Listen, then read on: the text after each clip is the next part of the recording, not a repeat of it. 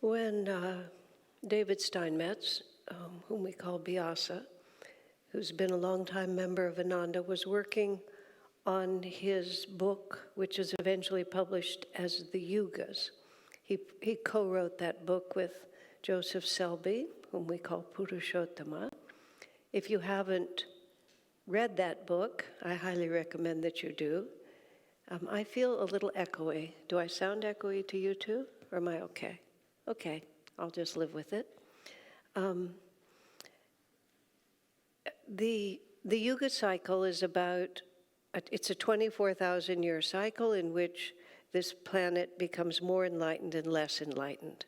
It's not astrology, and it's not even actually religion, it's actually astronomy.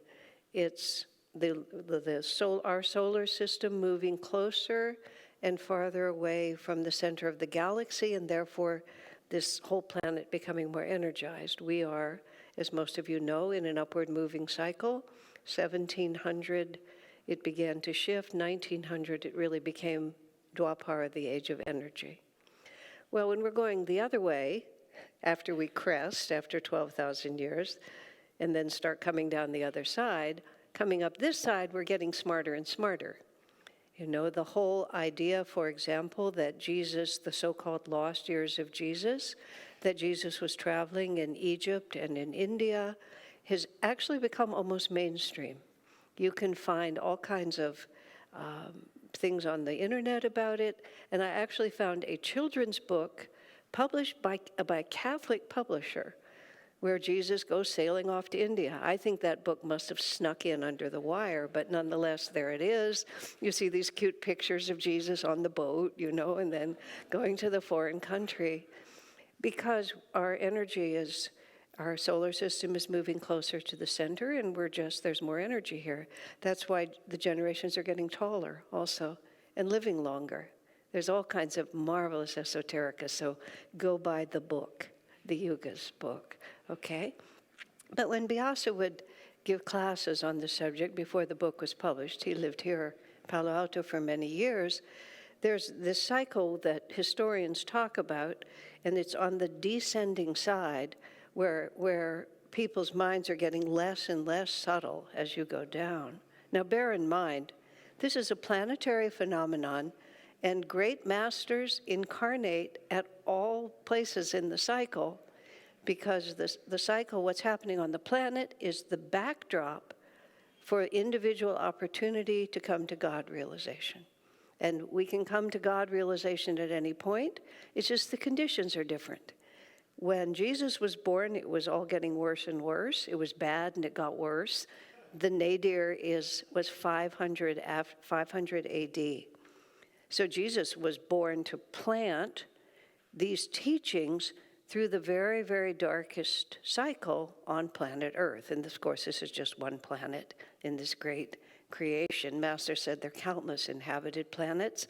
The idea that, you know, all of creation is just us, besides being really depressing, is also just kind of silly when you think of the whole thing. But during the time of Jesus, when virtue was declining and vice was on the ascendant, and I, the infinite Lord, take visible form to restore virtue, everything was getting bad, going down and getting worse. So there was no point in Jesus founding an institution and setting up new communities and publishing books and, you know, campaigning in the streets, because it was just not the time. So what they did is they turned their back on society as a whole, and they went out to the desert, they went into secluded monasteries. So those who had that uplifting consciousness could be together and concentrate on it.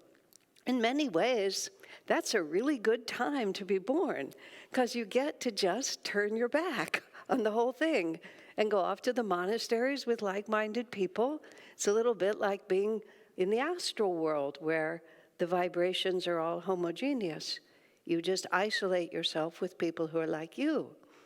We, for reasons that we can discuss with God after this incarnation is over, decided to be born when it's ascending, but when it's still in transition.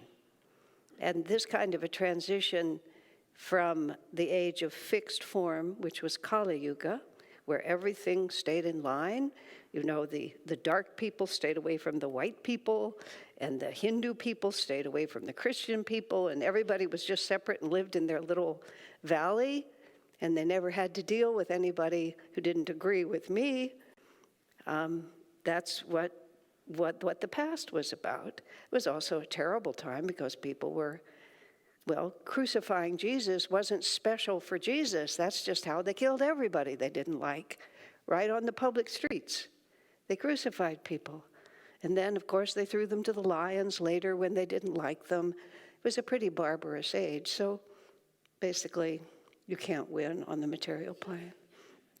When I suggested to Swamiji, next time we wait till the apex, you know, because I was getting kind of tired of this planet, I said, next time you come, because I suspect we'll come and help him again. I said, why don't we wait till the high age? And he just said to me, it's still the material plane. Just like that. Like, you know, whatever I thought would be so much better, he didn't really see it as very much. He did say, however, in the highest ages, people like us are in charge. That makes it at least a little better, doesn't it? And we're certainly not crucifying people on the streets anymore, which is also, we're making progress, but it's still the material plane. We'll never really find what we're looking for here, no matter how hard we try.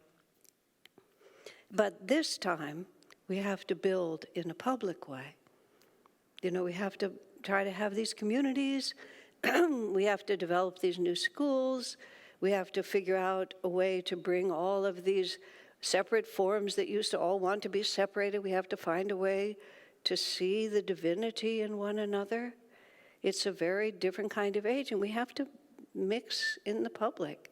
When Swamiji first decided to start a center in San Francisco, he actually started, he sent others to do it, but he started one in Sacramento and in San Francisco essentially at the same time.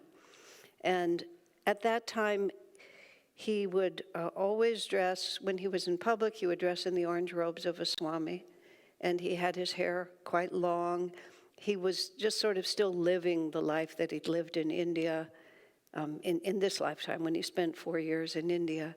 And then he said he cut his hair into a short Western haircut and shaved his beard even for a time.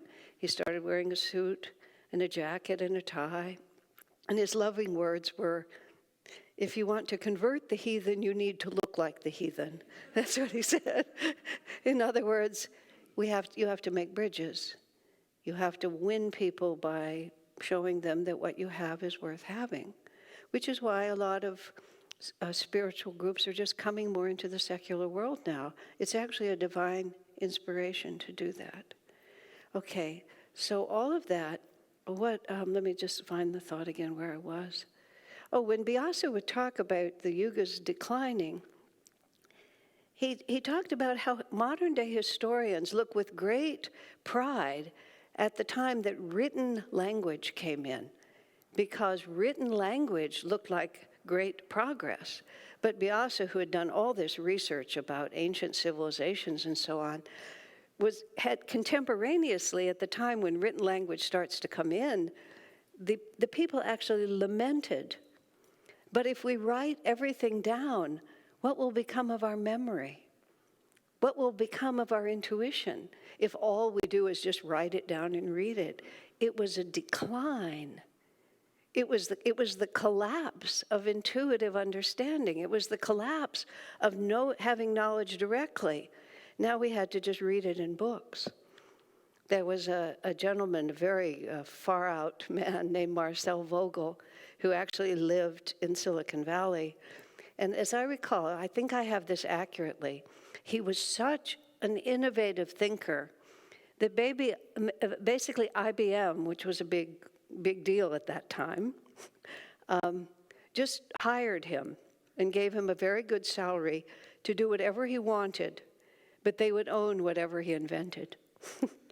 And he developed a great deal of the knowledge of crystals and things like that. And he He was a very delightful and interesting man, by the way, and he and Swami Kriyananda enjoyed each other's company. And Marcel, as far out as he was, his wife was absolutely grounded, just practical on this earth, and he adored her, partly because she was so little like him. Marcel comes to lunch at Swami Kriyananda's house at Ananda Village at Crystal Hermitage, and I was present. I probably cooked. And Marcel had tremendous powers with his mind to move the material plane. And after lunch was over, Marcel was going to demonstrate to us how he could bend a spoon with his thought power. And his wife is saying, Marcel, don't bend one of their spoons. What will happen then? It'll break the set. Marcel, don't do it. But he sort of just smiled at it. I mean, really, this literally happened. And then he bent the spoon with the power of his thought like that. And one of the stories that Marcel told us that he said was a vision of his in the unearthing of weird artifacts, there are crystal skulls, apparently, just in the shape of a human being, carefully carved like that. And nobody really quite knows what they're for, because that knowledge has been lost. As we come up on this side, as we get equal, then we'll understand. Like, what is the real purpose of the pyramids? Well, we're coming up to the time when we're going to be at the same level of awareness. They were going down, we were coming up, but we'll match. And so that knowledge begins to come out. Isn't it fascinating like that? Marcel said that education used to take place like this, especially the transference of esoteric knowledge, that the old person would come and they would put their knowledge into the crystal.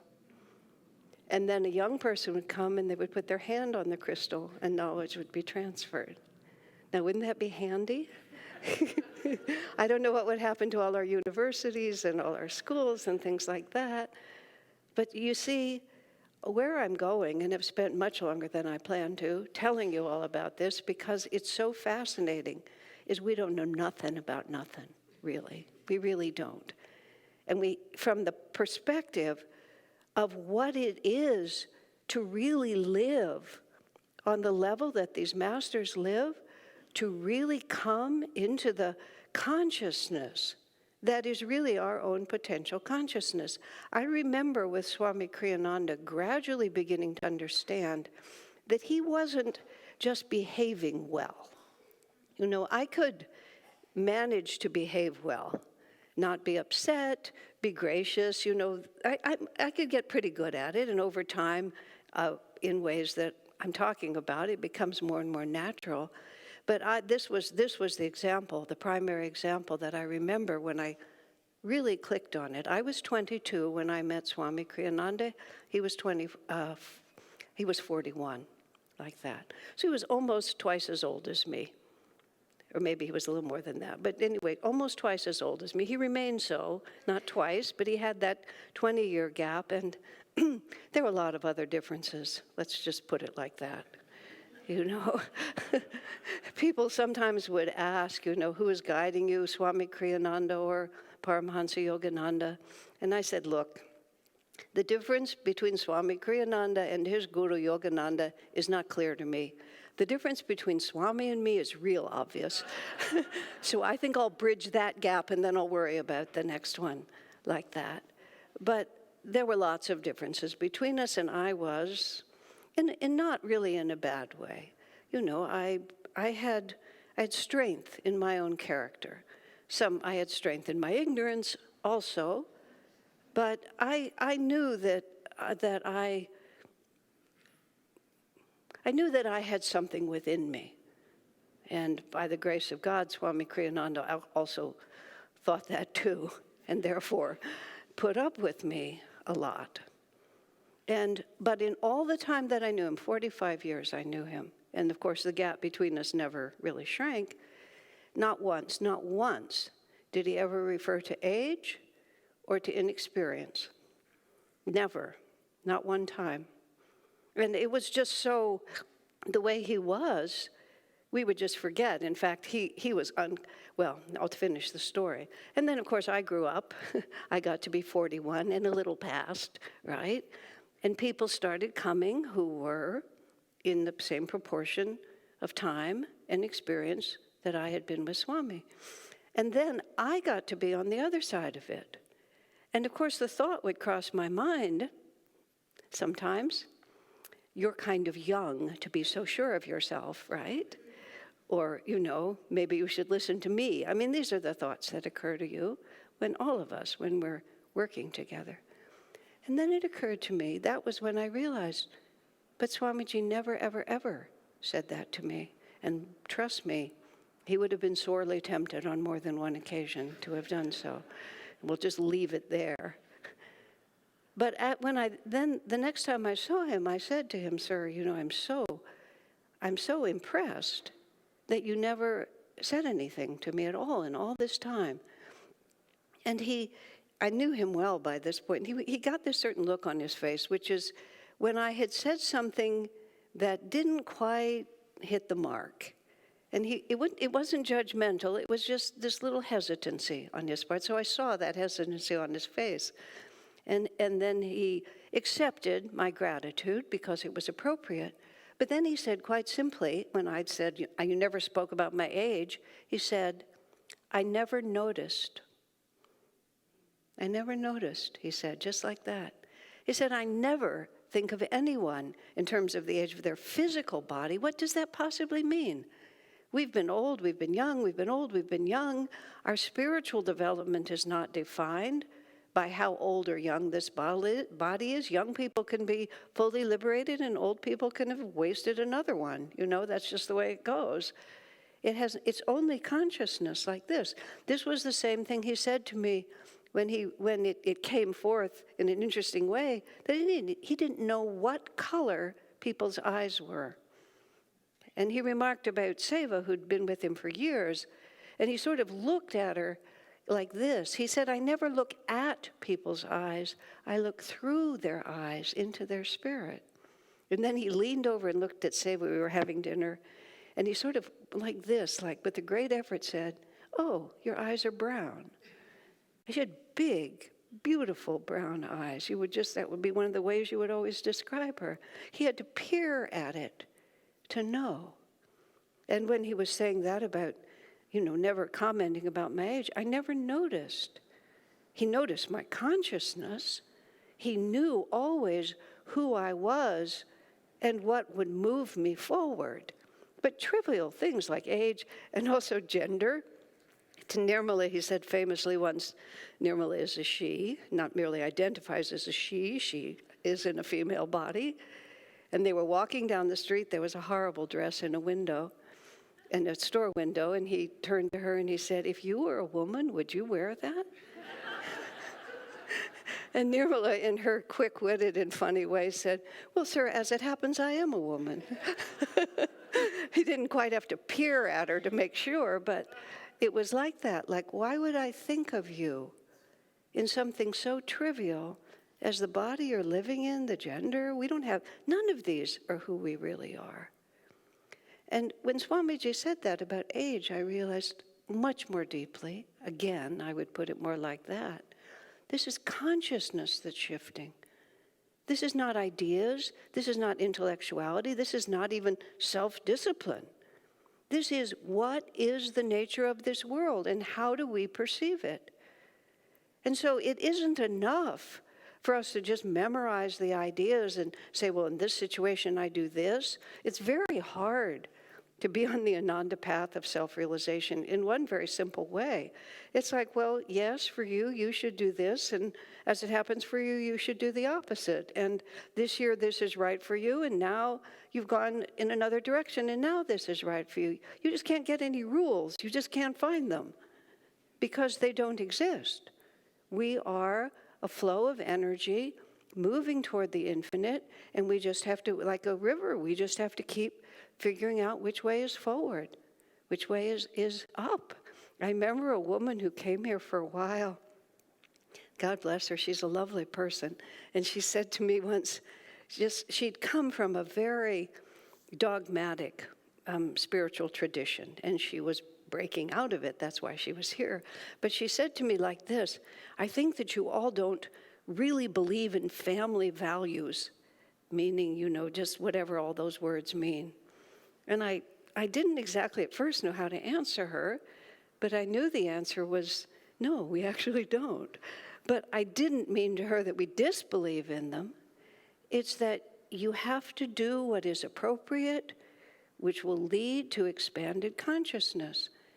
And every external form is helpful if it's moving you toward that. And it ceases to be helpful when it becomes confining. It's just as simple as that. We are here to expand our consciousness, not to contract it. And if we can expand it at all, what is the limit of that expansion? And that's the conversation Davy and Master were having in that little story that Letty read to us. Master's trying to explain to Davy that all of your words and all of your concepts and all of your trying to get this into a neat box, you don't know what you're talking about, And then the Gita tells us, whenever virtue declines and vice predominates, I, the infinite spirit, take visible form. Wow. On one level, you can fall on your knees in gratitude. Thank God he takes visible form. Thank God, literally, he comes to help us again. When Jesus was teaching, and he taught right in the context of what people understood. He wasn't trying to be esoteric. He was trying to be extremely practical and clear. So he talked about wineskins and sheep and kings and servants, and what would we do on the Sabbath if our sheep fell into a ditch? Gee, I don't know. Come to think of it, there aren't many ditches around here. I don't have any sheep, and I just basically do whatever I want on the Sabbath. And so we're just trying to take it all apart. What should I do with my talents, which is my money? Should I bury it in the ground? Well, maybe I'd put it in a money market account. What would I do with it? It was all very clear. But it's not the world we live in at all anymore, is it? We don't know how to behave around kings. We don't know what to do with our servants. So Master talked about television and movies and airplanes. And the next avatar is going to talk about who knows what, because we won't know where we're going to be. And then the one that goes all the way around and comes back, we'll talk about sheep and wineskin and cows again.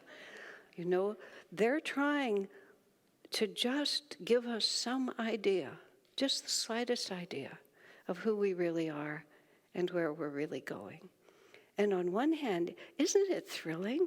When I came to Ananda in 1971, when I met Swami in 1969, I was still very young, but I'd already run through a bunch of stuff, more stuff that stuff that I thought would last longer, like college, for instance, that I thought would last more than a year. It actually lasted about 2 weeks, but I stayed in it for a year. So I didn't know when I came to this if I'd run to the bottom of it really fast. 50 plus years later, I'm still a beginner, because it's so infinite and it's so magnificent. And every day we just get a tiny little new piece of it. And I'm sure you've had the same experience, and if you haven't, I pray that you do. That you just look at something that you've read over and over and over again, and all of a sudden it speaks to you. It just says something to you that are not the words, because written language is the decline of knowledge. It communicates, and it becomes an experience. And then we ask ourselves, how much bigger can this get? How much more can I be? And we look at ourselves and we don't recognize ourselves. We've just become someone else. And then again and again. And at the very end, very close to the end of Swami's life, I remember him saying to me, oh, if I could only go back and be with Master again, he said, knowing what I know now, I would be so different with him than I was then. And I said to him, and of course I thought also, but isn't it wonderful that we can always say that? Because until we close the gap between ourselves and the divine, or let me phrase it differently, before we realize what is always true, it's always going to be a revelation, step after step. This is the secret of the childlike spirit of the great saints. This is why Jesus said, "Suffer little children to come unto me," because children are always thrilled by what they're discovering. Isn't that so? They discover a puddle, and it's like the most exciting thing in the world to jump in and out of the puddle. A friend of mine, her little boy was about 3, or maybe 2, I don't know the exact developmental age, but he had just begun to discover things about this world. And one of the things he's discovered was that inside his dresser, in a certain drawer, every time you opened it, the same thing was in there. And he took me upstairs, and he took me to his dresser, and he pulled out the drawer, and then he looked in and looked at me like, this is the beginning, and he said, "Socks!" like that. Then he pushed it closed, stood for a moment, then he pulled it out and he opened it again. "Socks!" like this, you know? And it was absolutely charming, you know? But it's us too, isn't it? Joy. And every time, joy. And with the same just wild sense of discovery, we say to one another, joy, just like that. When Shivani once, my friend, went into seclusion, she came back out and she said, she's like this, she's very serious generally, "Asha, when you pray to God, he answers." Now I, just thinking I didn't know what she was saying. I said, "Shivani, that's kind of basic, you know." But then, she would have none of it. "Asha, it's really true." I thought, wow, that's a different way of saying yes, isn't it? And this is what Master is telling us. We are just touching the hem of the garment, and so much is in front of us. Joy, what do you know? God bless.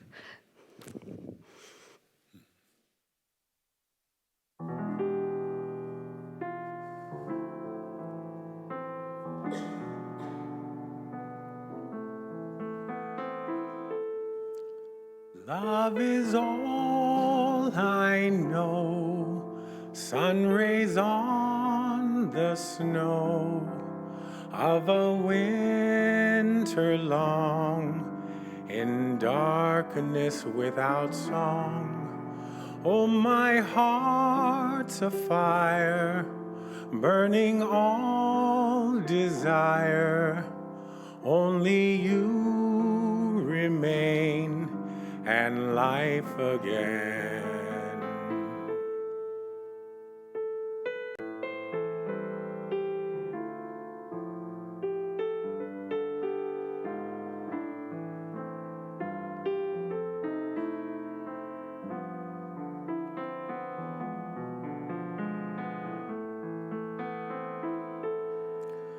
Too long I did stray, flung lifetimes away, imagined you did not care.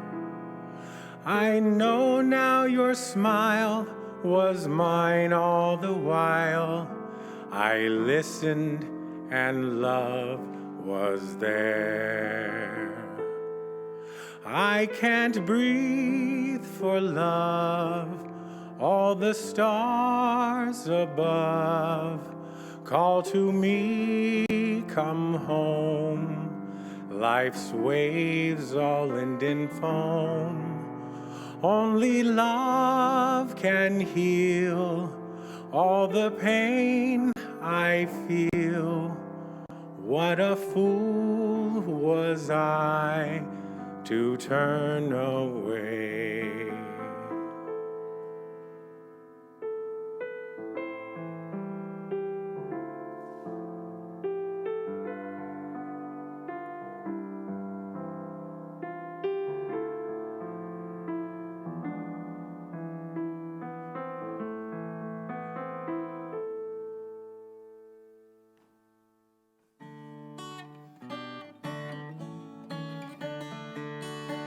Every morning when I greet the sun, when I move forth through crowded ways, in my heart, Lord, ever so silently, I will always think of Thee. In my heart, Lord, ever so silently, I will always think of Thee. When I laugh, oh, and when I cry with pain, when my best friends misunderstand, in my heart, Lord, ever so silently, I will always think of Thee. In my heart, Lord, ever so silently, I will always think of Thee. Dear God, my God, I am Thine for eternity. Dear God, my God, I am Thine eternally. Quando mi sveglio per salutare il sol, quando esco nella città, nel silenzio del mio cuor, Signor, penserò solo a Te. Nel silenzio del mio cuor, Signor, penserò solo a Te. Quando rido e quando piango nei malintesi e nell'amor, nel silenzio del mio cuor, Signor, penserò solo a Te. Nel silenzio del mio cuor, Signor, penserò solo a Te. Dio, Dio, sono tuo per l'eternità. Dio, Dio, tuo per l'eternità.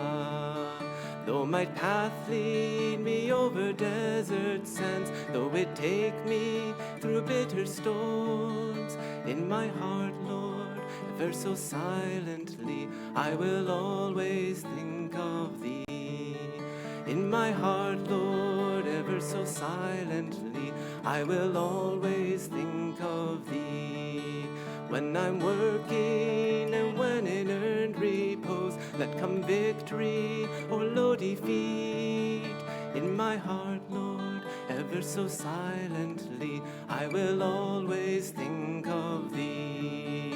In my heart, Lord, ever so silently, I will always think of Thee. Dear God, my God, I am Thine for eternity. Dear God, my God, I am Thine eternally. I am Thine eternally.